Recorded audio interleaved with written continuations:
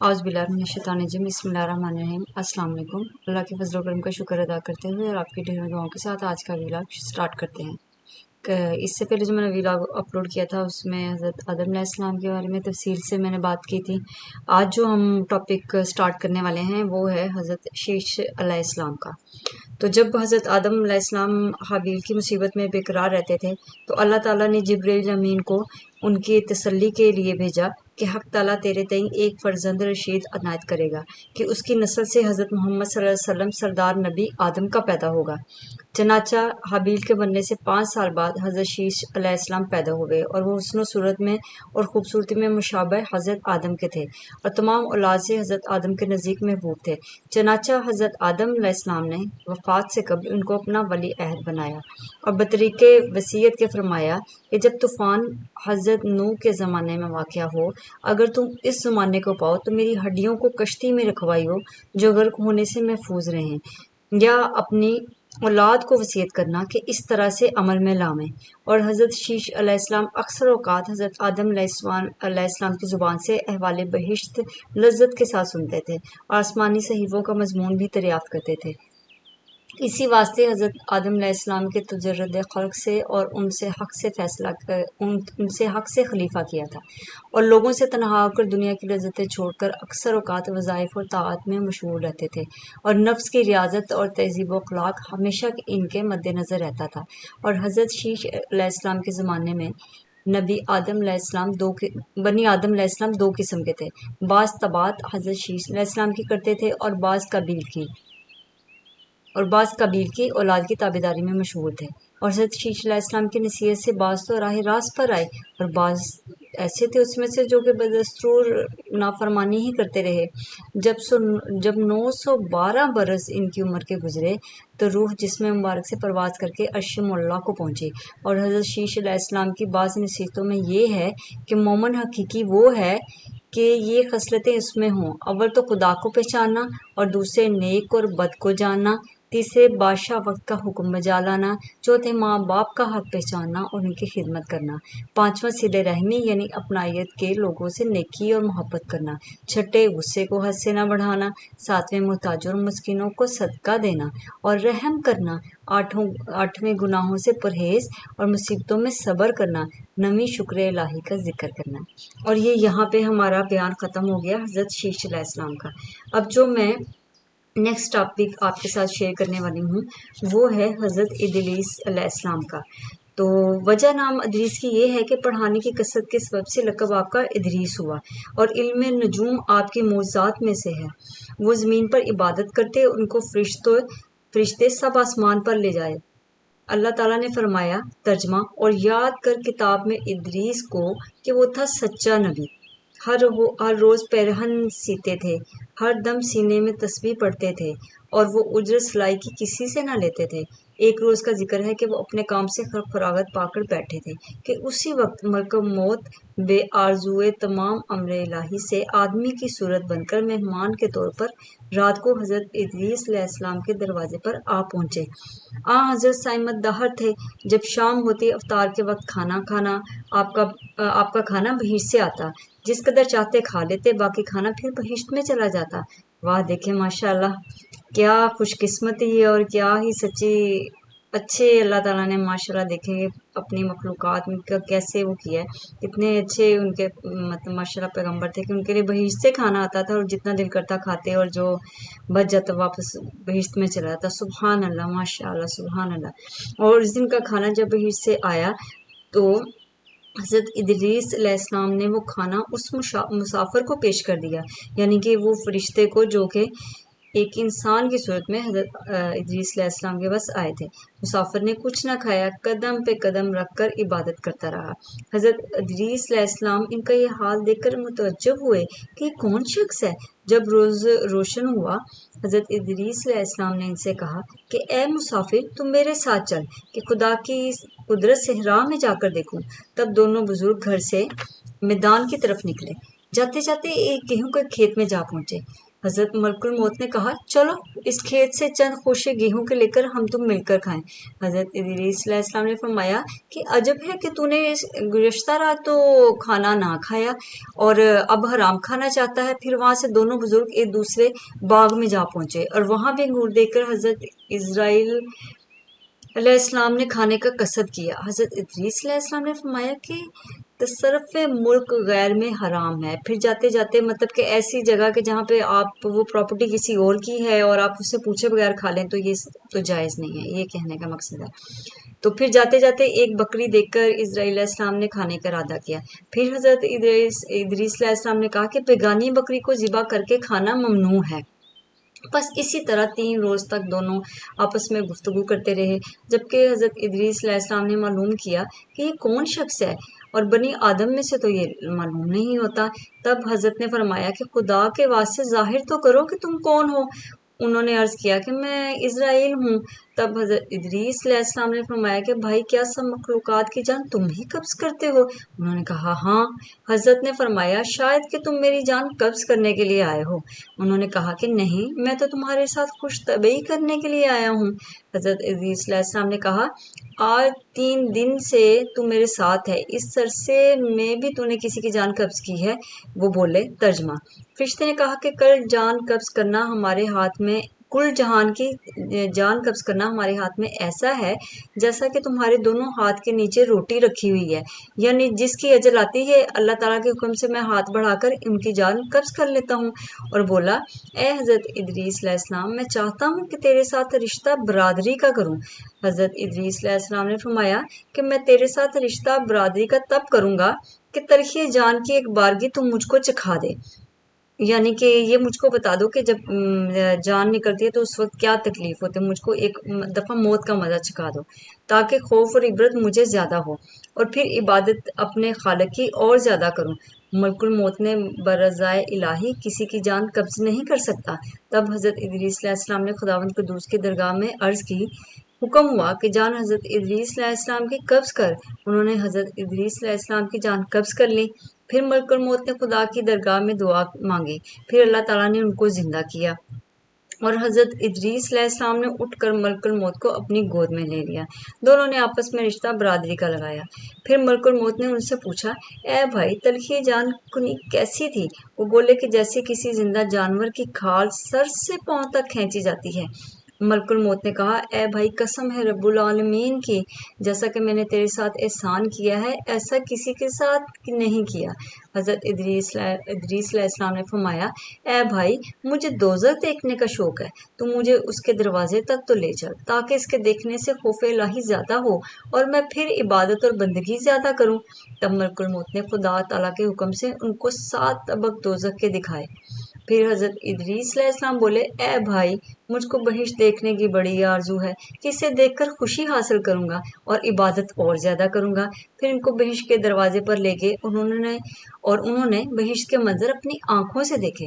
پھر کہنے لگے اے بھائی میں تلخی جان کنی کا مزہ چکھ چکا ہوں اور دوزخ بھی دیکھ لی، مگر جگر میرا مارے پیاس کے جل گیا۔ اجازت ہو تو بہشت میں جا کر ایک پیالہ تو پیوں پانی کا یا کسی بھی چیز کا۔ تب انہوں نے کہا تم وہاں سے واپس آنے کا عہد کرو۔ بوجہ شدید پیاس کے حضرت ادریس علیہ السلام نے واپس آنے کا عہد کیا کہ میں واپس آ جاؤں گا، اور بحکم الہی اپنی نالین درخت طوبہ کے نیچے چھوڑ کر بہشت میں داخل ہو گئے، کیونکہ عہد باہر آنے کا کیا تھا اور نالین کو بھی درخت طوبہ کے نیچے چھوڑ آئے تھے۔ بہشت سے باہر نکل کر اپنی نالین کو لے کر بہشت میں جا کر درخت پر جا بیٹھے۔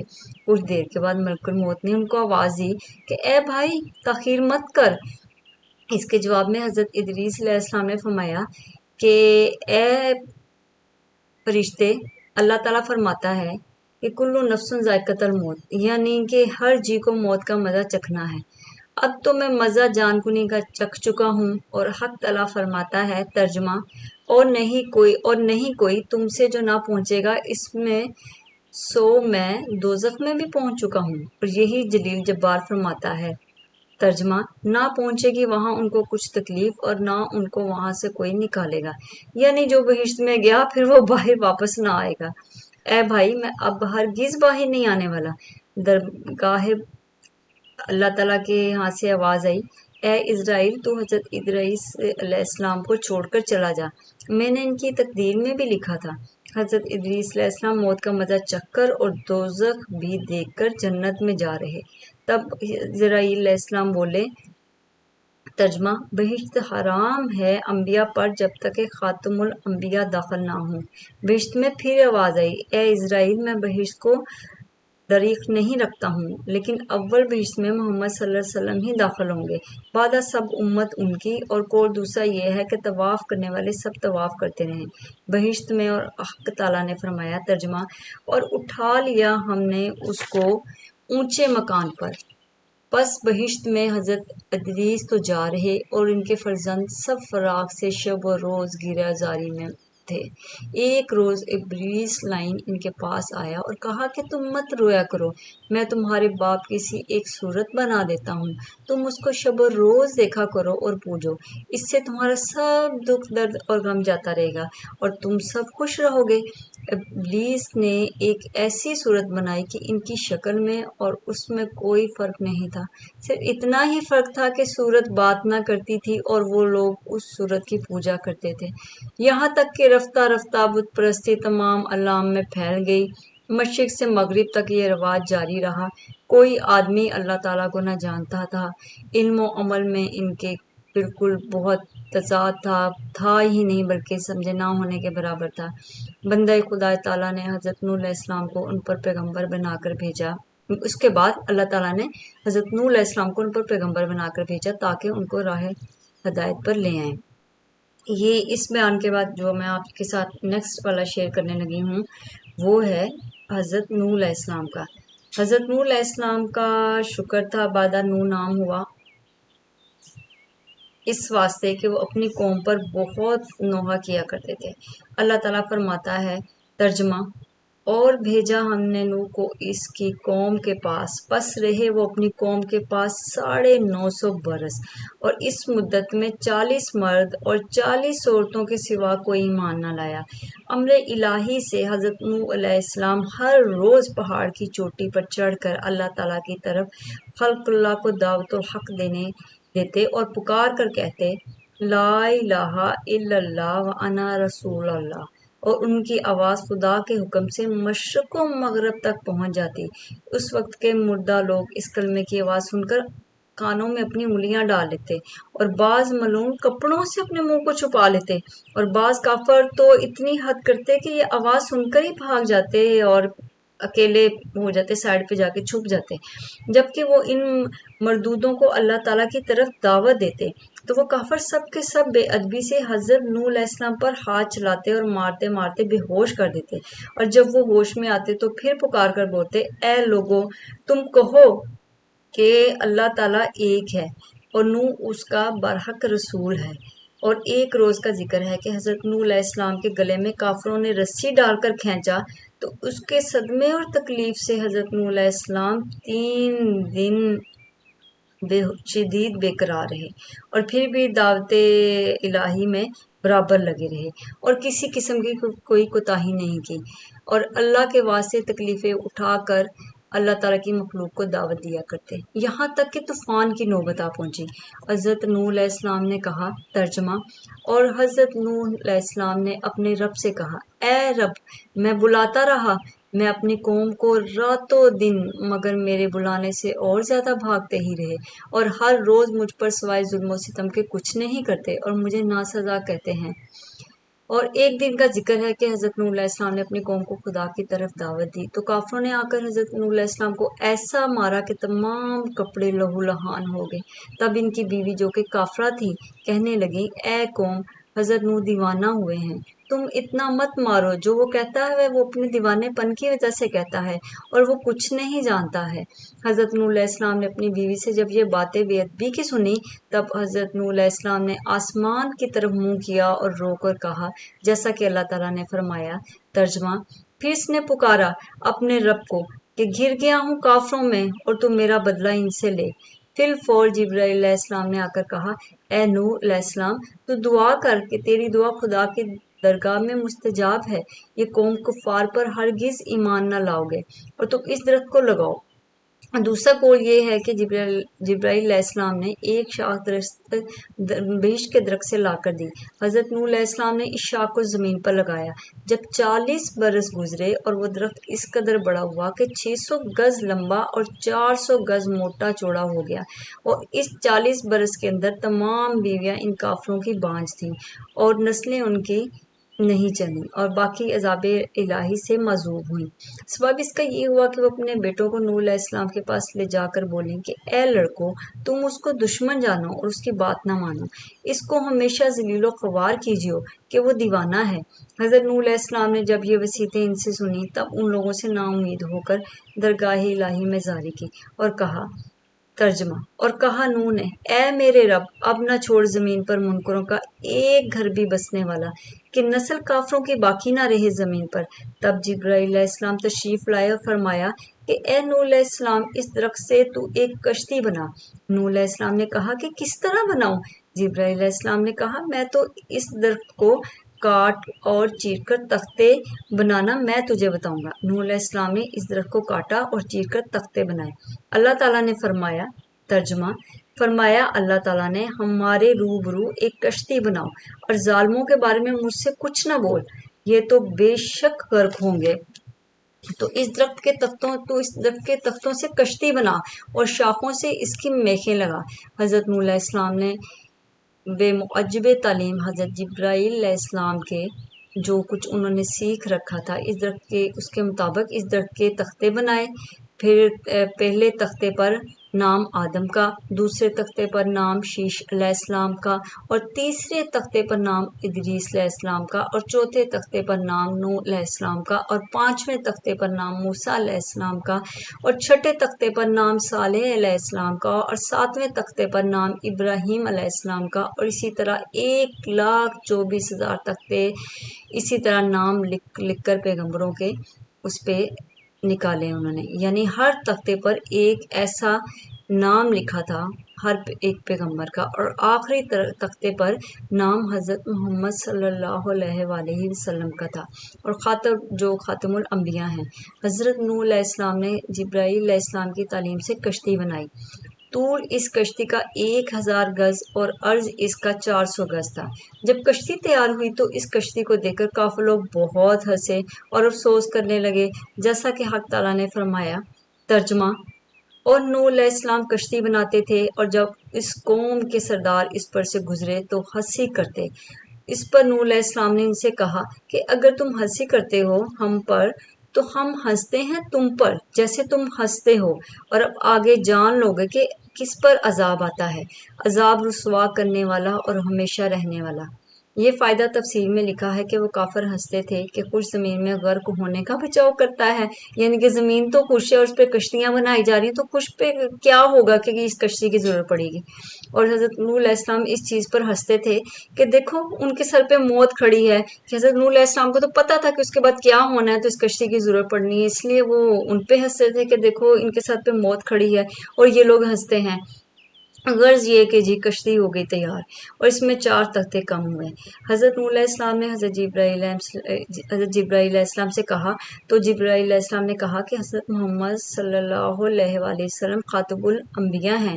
4 تختے ان کے 4 دوست کے نام سے، ان کے نام یہ ہیں، یعنی ابو بکر صدیق رضی اللہ عنہ، دوسرے حضرت عمر ابن الخطاب رضی اللہ عنہ، تیسرے عثمان غنی رضی اللہ عنہ، اور چوتھے حضرت علی رضوان اللہ ہیں۔ تو پھر کشتی تمہارے اللہ کے فضل و کرم سے محفوظ رہے گی اور نجات پائے گی، ان کے نام لکھ دو۔ اور جس مومن کے دل میں حضرت محمد صلی اللہ علیہ وسلم کی محبت، ان کے 4 دوستوں کی محبت ہوگی، وہ آتش دوزخ سے نجات پائے گا۔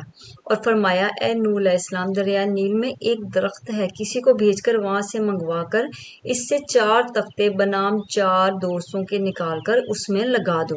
تب نوح علیہ السلام نے اپنے بیٹوں کو کہا، انہوں نے نہ مانا اور بولے کہ اوج بن انق کو بھیج دو کہ وہ ہم سے قوت زیادہ رکھتا ہے اور اس کی راہ بھی خوب جانتا ہے۔ اس وقت حضرت نوح علیہ السلام نے اوج بن انق کو بلوایا اور کہا کہ تو فلانے درخت کو دریائے نیل سے لائے گا تو میں تجھ کو کھلا کر آسودہ کروں گا۔ اوج بن انق نے کہا تم میرے ساتھ عہد کرو۔ حضرت نوح علیہ السلام نے اس سے عہد کر لیا۔ بس پھر اوج بن انک نے جا کر اس درخت کو جڑ سے اکھاڑ کر لا دیا۔ تب حضرت نوح علیہ السلام نے 3 روٹیاں جو کی نکال کر اسے کھانے کو دیں۔ اوج بن انک نے دیکھ کر ہنس دیا اور کہا، اے حضرت نوح علیہ السلام، میں 12,000 روٹیاں ایک وقت میں کھا لیتا ہوں اور میں اپنے کھانے کا کیا حساب دوں؟ یہ 3 قرص جو مجھ سے کیا ہوگا؟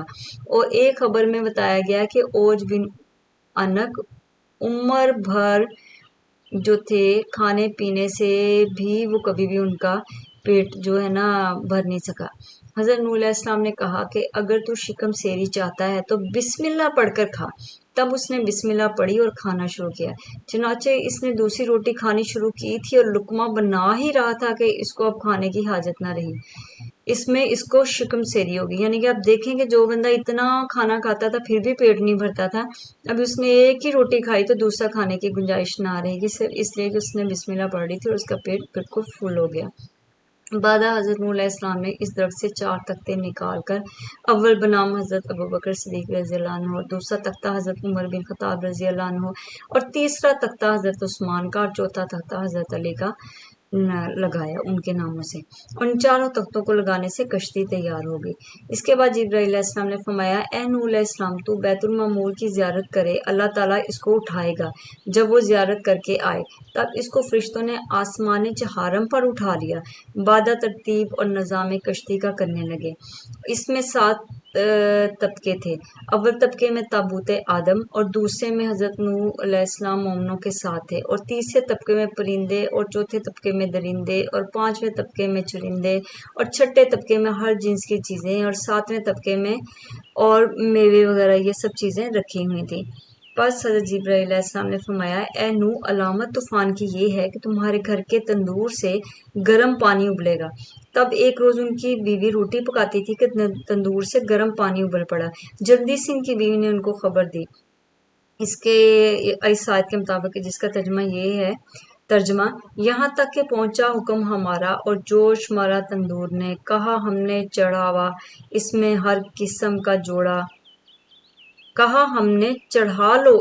ہر قسم کا جوڑا اور اپنے گھر کے لوگوں کو، مگر جس پر کے پہلے پڑ چکی بات اور جو ایمان لایا ہو، اور نہیں ایمان لائے تھے مگر تھوڑے سے۔ حضرت جبرائیل علیہ السلام نے فرمایا، اے نوح، ایک ایک جوڑا ہر جانور کا کشتی میں رکھ لو۔ حضرت نوح علیہ السلام نے کہا کہ کوئی جانور مشرق میں تو کوئی مغرب میں ہے، کیوں کر ان سب کو اکٹھا کروں گا، یعنی کہ وہ کیسے اکٹھے ہوں گے؟ تو پھر خدا کے حکم سے جس کی نسل باقی رہنی تھی اس جانور کا کشتی میں رکھ لیا گیا جوڑا، اور باقی جو گھر والوں میں سے جس پہ بات پڑ چکی تھی، یعنی کہ جن کے دلوں میں کچھ ایمان آ گیا تھا، یعنی ان کا بیٹا اور اس کی ماں ڈوبی صرف، اور صرف 3 بیٹے بچے جن کی اولاد ساری خلقت ہے، اور تندور بھی حضرت نوح علیہ السلام کے، اور جو تندور بھی حضرت نوح علیہ السلام کے گھر میں تھا، جو حقیقت میں طوفان کا نشان بنا رکھا تھا کہ جب اس تندور سے گرم پانی ابلے تب کشتی میں سوار ہو جانا۔ اور یہ فائدہ مترجم نے بحوالہ تفصیل لکھا ہے۔ اور دوسری روایت میں ہے کہ کشتی میں 3 طبقے تھے، اول طبقے میں پرندے اور دوسرے طبقے میں نوح اپنے تمام مومنین کے ساتھ تھے، اور تیسرے طبقے میں 4 بھائی اور فرزندان کے نام یہ ہیں، سام، حام، یافس، سب کے سب کشتی میں سوار تھے، اور ایک بیٹا ان کا کنعان مارے غرور کے جدا ہو کر پہاڑ پر چڑھ گیا، مطلب وہ کشتی پہ نہیں گیا، اس کی وجہ پہاڑ پہ جا کے چڑھ گیا، اور کہا میں ہرگز تیری کشتی میں سوار نہ ہوں گا۔ ہر چند حضرت نے اس کو پکارا کہ اے کنعان، تو کشتی میں سوار نہیں ہوگا تو ہلاک ہو جائے گا، ہمارے ساتھ کشتی میں بیٹھ جا۔ تو آیت کا ترجمہ اور پکارا نوح نے اپنے بیٹے کو اور وہ ہو رہا تھا کنارے، اے بیٹے سوار ہو ساتھ ہمارے اور مت رہ ساتھ منکروں کے۔ اس نے جواب دیا۔ ترجمہ، اور کنعان نے کہا کہ میں کسی پہاڑ پر چڑھ جاؤں گا اور پہاڑ مجھے پانی کے سیلاب سے بچا لے گا۔ حضرت نوح نے کہا، اللہ تعالیٰ کا قول ہے۔ ترجمہ، کوئی بچانے والا نہیں آج کے دن سے اللہ تعالیٰ کے حکم کے سوا، مگر جس پر وہ رحم کرے۔ اور فرمایا اے بیٹے آج کوئی باقی نہ رہے گا، عذاب الہی سے سب غرق ہو جائیں گے مگر وہ شخص کہ خدا ان پر رحم کرے اور وہ مومن ہو۔ اور ماہ رجب کی وہ تاریخ تھی کہ پانی ابلنا شروع ہوا تھا۔ ترجمہ: پھر ہم نے کھول دیے دہانے پانی کے ریلے سے اور بہا دیے زمین سے چشمے، پھر مل گیا پانی ایک کام پر جو ٹھہرا تھا، آسمان سے گرم پانی برسا اور زمین سے سرد ابلا یہاں تک کہ پہاڑوں کے اوپر 40 گز پانی بلند ہوا تھا، اور جس پہاڑ پر حضرت نوح علیہ السلام کا بیٹا تھا اس پر بھی پانی جا پہنچا۔ یہ کیفیت دیکھ کر حضرت نوح علیہ السلام کو شفقت پدری دل میں بڑی شدت سے آئی کہ وہ کچھ دیر میں مارا جائے گا۔ تب آپ نے اپنا منہ آسمان کی طرف کیا اور اللہ تعالیٰ کے حضور میں درخواست کی کہ اے میرے رب، تو نے وعدہ کیا تھا میرے ساتھ کہ تمہارے اہل بیت کو ہلاک اور غرق نہ کروں گا، اب یہ میرا بیٹا کنعان مارا جاتا ہے۔ ترجمہ: اور پکارا حضرت نوح علیہ السلام نے اپنے رب کو، بولے اے رب، میرا بیٹا ہے میرے گھر والوں سے، اور تیرا وعدہ سچ ہے اور تو سب سے بڑا حاکم ہے۔ فائدہ یعنی ایک عورت تو ہلاک ہو چکی ہے، اب تو چاہے تو بیٹے کو ہلاک کرے یا اس کو نجات دے۔ اللہ تعالیٰ نے فرمایا۔ ترجمہ: اللہ تعالیٰ نے فرمایا اے نوح علیہ السلام، وہ تیرے گھر والوں میں سے نہیں ہے اور اس کے کام بالکل ناکارہ ہیں، اور ایمان بھی اس کا تمہارے ایمان کے موافق نہیں ہے۔ بس کچھ دیر میں ایک موج پانی ہی آئی اور اس نے کنعان کو پانی میں غرق کر دیا۔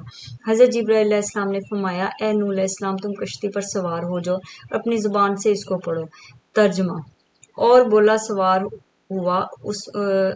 اور سوار ہوا اس پر اللہ کے نام سے اس کا چلنا اور ٹھہرنا۔ تحقیق میرا رب ہے بخشنے والا مہربان، اور وہ بہتی رہی پانی کی لہروں میں مثل پہاڑ کے۔ یہ آیت جب پڑی کشتی پانی پر رواں ہو گئی اور بول و براز سے آدمیوں کی کشتی بہت غلیظ ہو گئی۔ حضرت نوح علیہ السلام نے الہام الہی سے ہاتھ کی پیشانی پر ہاتھ پھیرا۔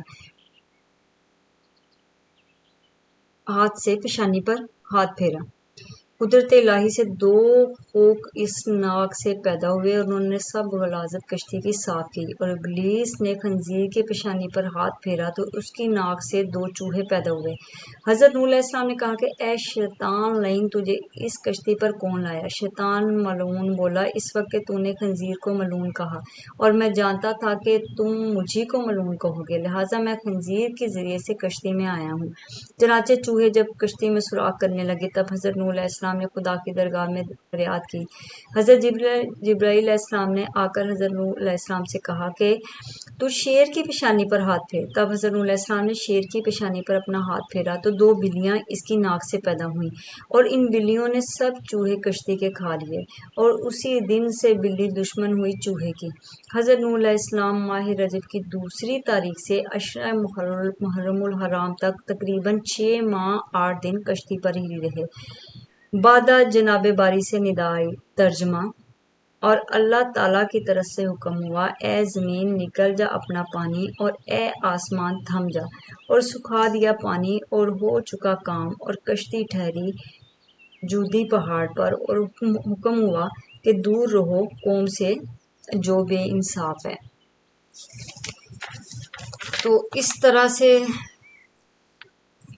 40 دن برابر پانی آسمان سے برستا رہا، اور اسی طرح 40 روز تک پانی زمین سے ہر وقت ابلتا رہا۔ پھر 6 مہینے کے بعد پہاڑوں کے سر کھلے اور کشتی ٹھہری ہوئی تھی جودی پہاڑ پر، اور یہ پہاڑ ملک شام میں ہے۔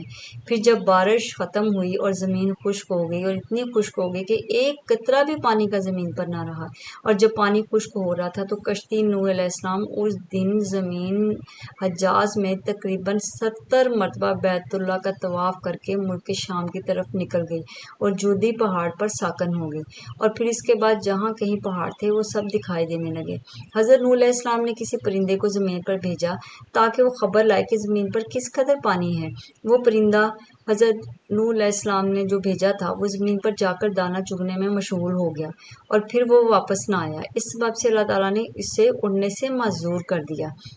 پھر اس کے بعد حضرت نوح علیہ السلام نے کبوتر کو بھیجا، وہ زمین پر جا بیٹھا اور کچھ سرخی تر اپنے پاؤں پر لگا کر کشتی پر آیا۔ تب حضرت نوح علیہ السلام نے کبوتر کے حال پر دعا فرمائی کہ پوری مخلوق اس کو پیار کی نگاہ سے دیکھے، اور اسی وقت حضرت جبرائیل علیہ السلام نازل ہوئے اور انہوں نے 7 راہیں پانی کی بنا دی اور 7 دریا روئے زمین پر جاری ہوئے۔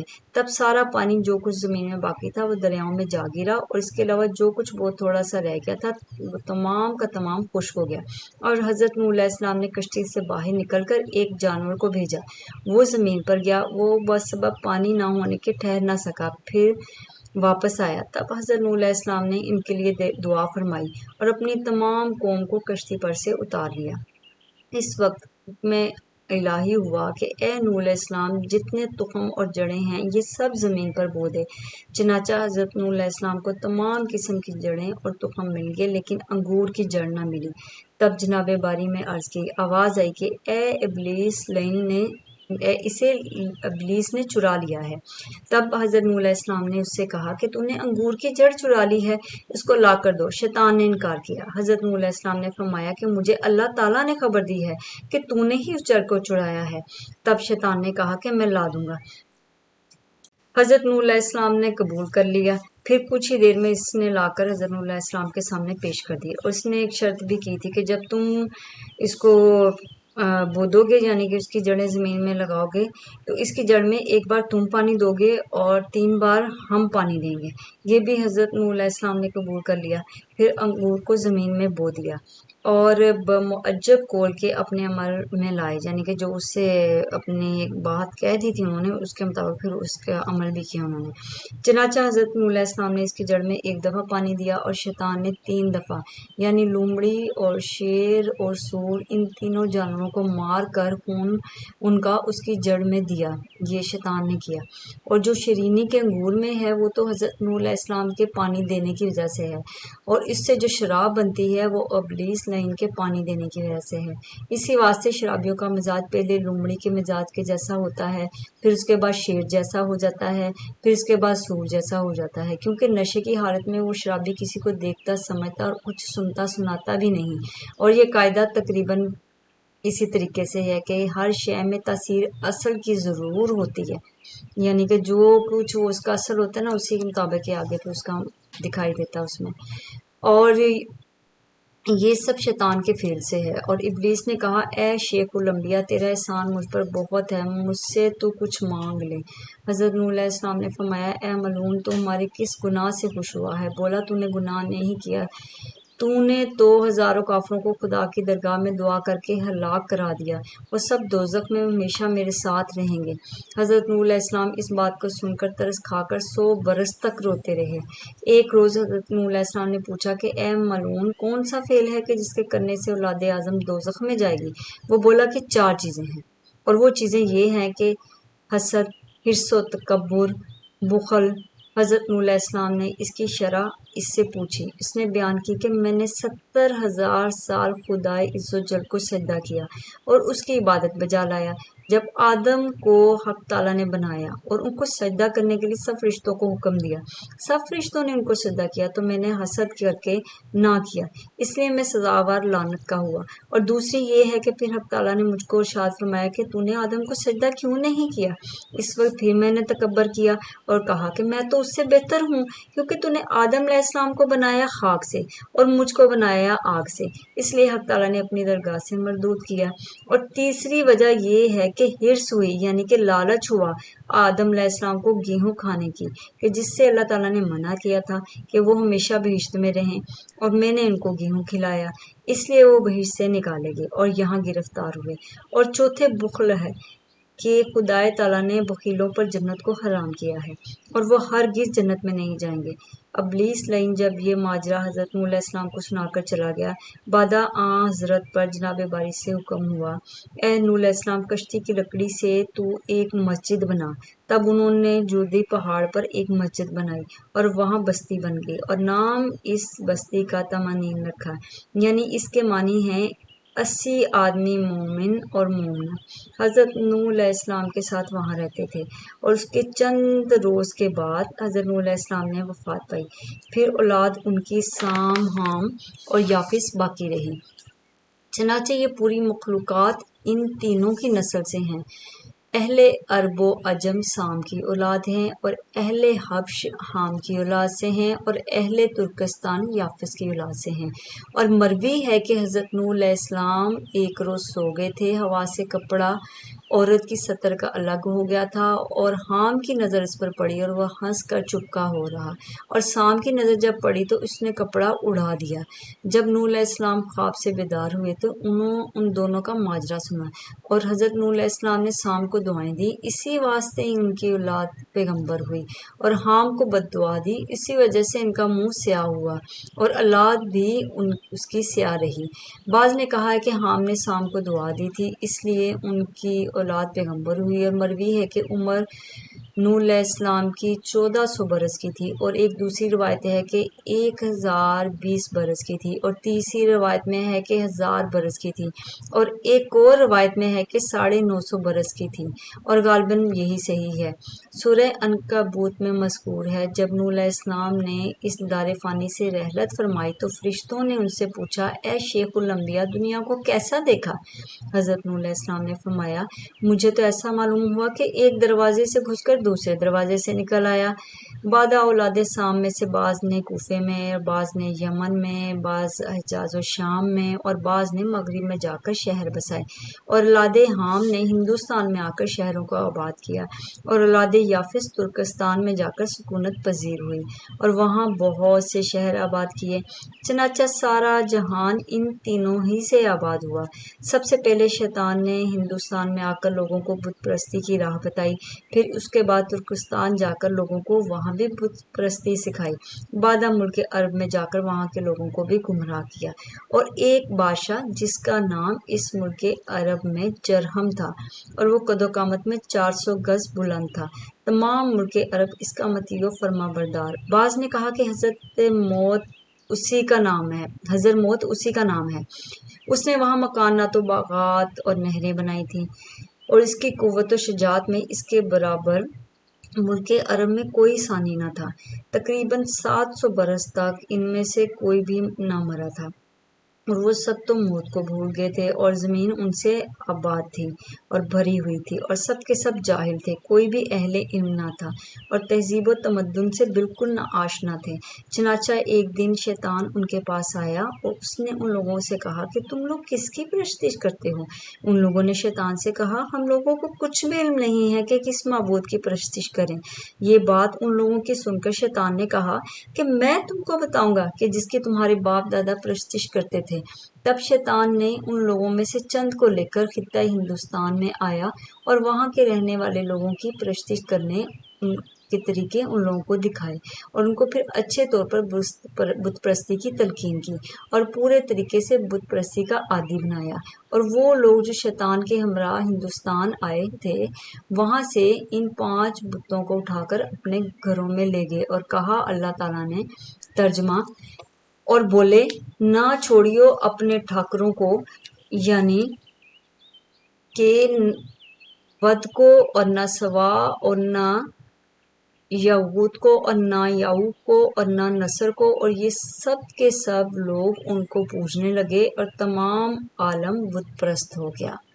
آئی ہوپ کہ آج کا بھی میرا ویلاگ آپ کو اچھا لگا ہوگا۔ میں بڑے خلوص نیت سے اور نیک نیتی سے آپ کے لیے یہ سب بڑی محنت کے ساتھ کر رہی ہوں، تو اگر اس میں میرے سے کوئی کمی بیشی، کوئی زیادتی ہو رہی ہو تو پلیز، میرا بھی یہ فرسٹ ٹائم ہے اس طرح کے ویلاگ اپلوڈ کرنے کا، تو اس کے لیے میں آپ سے معذرت چاہتی ہوں، اور آپ سے امید کرتی ہوں کہ آپ میرا ساتھ دیں گے کہ میں اپنی اس کوشش کو آگے بھی کنٹینیو کروں اور ایسے ویلاگز آپ کے لیے لاتی رہوں۔ آج کے لیے اجازت دیجیے، اور نیکسٹ ویلاگ میں پھر کسی اور نیکسٹ پیغمبر کے احوال کے بارے میں آپ سے بات کروں گی۔ ڈھیروں دعاؤں کے ساتھ، اللہ حافظ۔